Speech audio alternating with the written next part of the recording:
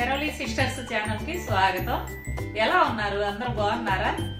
మేము బాగున్నామండి. మీరు కూడా చాలా చాలా బాగుండాలని భగవంతుడిని ప్రార్థిస్తున్నాము. ఈరోజు మంచి కర్రీ ఒకటి చేసి చూపిస్తానండి. చాలా టేస్టీగా ఉంటుంది. ఇప్పుడు కర్రీ చేయటం కారణం ఏమనుకుంటున్నారు? మన వాళ్ళందరూ కూడా అమ్మా ఈ మధ్య రెగ్యులర్ కర్రీస్ చేయట్లేదు, మీరు చెయ్యండి అని అడుగుతున్నారు. ఎంత మంది కలిసినా గానీ ముందు అదే మాట చెప్తున్నారండి. ఏంటమ్మా కర్రీస్ పెద్దగా వీడియోస్ చేయట్లేదు అని. మా బుజ్జోడు మనోడు ఉన్నాడు కదండి, వాడితో అస్సలు వీలు కావట్లేదు. సరే, అదిగాక ఇప్పుడు సమ్మర్ వచ్చేసిందండి. ఈ సమ్మర్ కి మనం మసాలాలు వేసిన కూరలు తినాలంటే కొంచెం ఇబ్బందిగా ఉంటుంది. ఎక్కువ మసాలాలు వాడకుండా మనం పెద్దవాళ్ళు అందించిన కూరలే మనం ఇంట్లో చేసి పెట్టామనుకోండి, పిల్లలకి మంచిది, పెద్దవాళ్ళకి మంచిది. అసలే ఈ మధ్య ఈ మసాలాలు ఇవి ఎక్కువ తినేసి ఎసిడిటీ ప్రాబ్లం అంటున్నారు. అట్లా కాకుండా రెగ్యులర్ గా మంచి మంచి కూరలు నేను చేసి చూపిస్తాను. చూసి మీరు కూడా అదే విధంగా ట్రై చేసి తిని చూడండి. సూపర్ టేస్టీగా ఉంటుంది.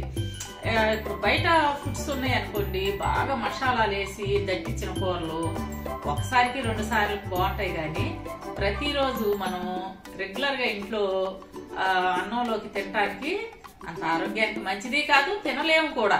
ప్రతిరోజు ఎక్కువ మసాలాలు దట్టించిన కూరలు తినలేం కదా.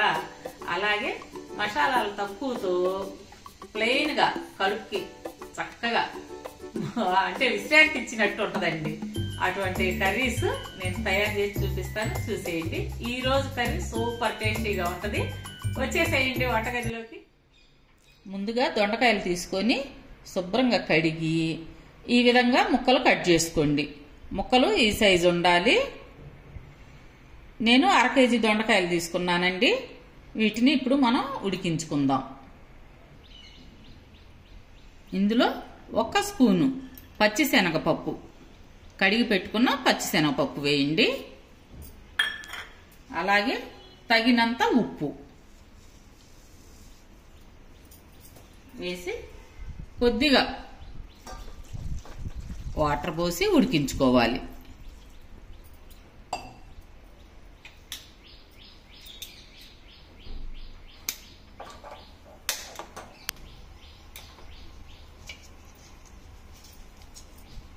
ఉప్పు ముందే వేయటం వల్ల ఏంటంటే ముక్కలకి ఉప్పు పట్టుద్దండి, అందుకని ముందే వేసుకోండి.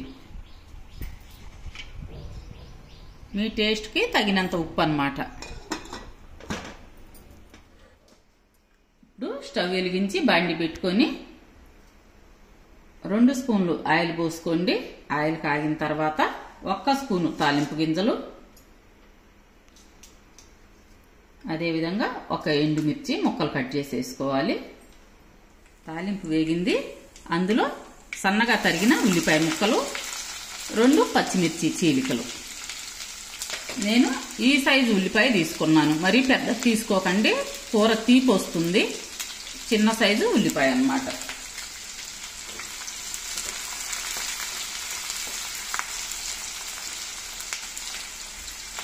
అందులో 2 రెబ్బల కరివేపాకు. ఇదంతా బాగా కలిసే విధంగా కలిపి వేయించుకుందాం. అలాగే 1/2 స్పూను పసుపు,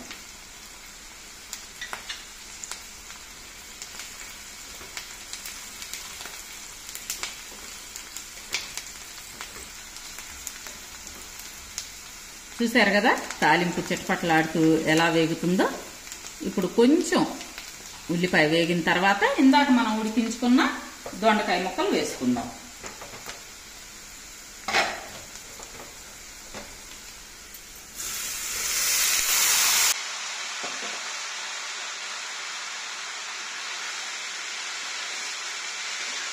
ఇప్పుడు మాత్రం కొంచెం హై ఫ్లేమ్లోనే పెట్టి మొత్తం కలబెట్టండి.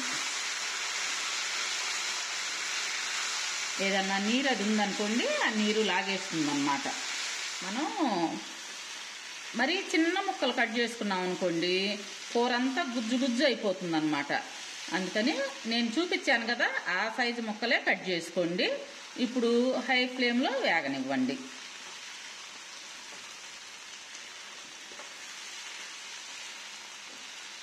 మనకి కూర వచ్చేసరికి మరీ గుజ్జు గుజ్జు అయితే అంత రుచిగా ఉండదండి, ముద్ద అయిపోద్ది పప్పులాగా.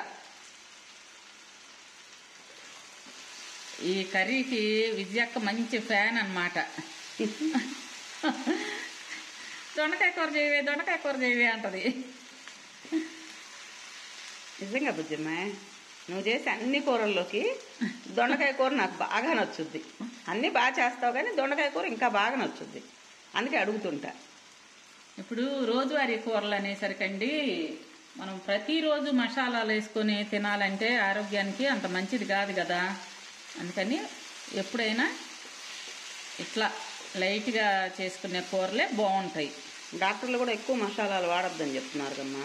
అవునవును, ఎసిడిటీ అని అదని ఇదని చెప్తున్నారు. అసలు ఈ సమ్మర్లో ముఖ్యంగా అండి మసాలాలు తక్కువతో చేసుకుంటేనే మంచిది. 5 నిమిషాలు ఈ విధంగా హై ఫ్లేమ్లో వేగిన తర్వాత ఇప్పుడు బాగా లో ఫ్లేమ్లో పెట్టుకోండి.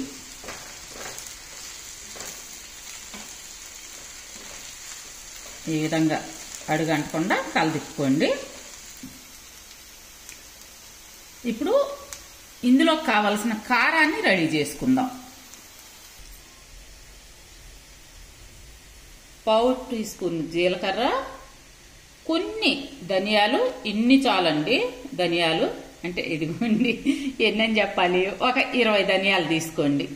మీ కారానికి తగ్గట్టు 1 స్పూను మామూలు ప్లెయిన్ కారం అన్నమాట. వెల్లుల్లి రెబ్బలు ఒక 10 వేసుకోండి. వీటిని మనం మిక్సీ పట్టుకుందాం. ఇదిగోండి కారం రెడీ అయింది. ఇప్పుడు ఈ కారాన్ని ఈ దొండకాయ ముక్కల్లో వేసి కలదిప్పుకుందాం.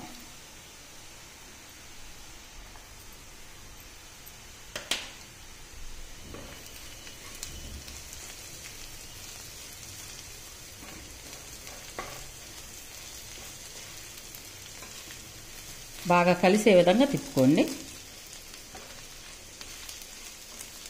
నేను ఉప్పు కారాలు కొలత ఎందుకు చెప్పనంటే ఇలాంటి కర్రీస్లో కొంతమంది తక్కువ తింటారు కదా, ఆరోగ్యానికి మంచిదని కావచ్చు, ఏదైనా ఉప్పు కారాలు తక్కువ తింటున్నారండి.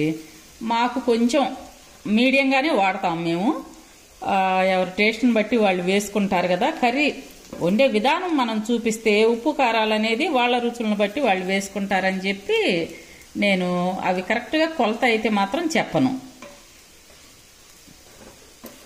అయితే మీడియం అయితే కనుక 1 స్పూను కారం అయితే సరిపోతుంది. ఇప్పుడు కారం వేసిన తర్వాత సిమ్లో 2 నిమిషాలు వేయించమన్నాను కదా. ఆ తర్వాత కొంచెం కొత్తిమీర, అలాగే 2 స్పూన్లు పచ్చి కొబ్బరి, తురిమిన పచ్చి కొబ్బరి అన్నమాట.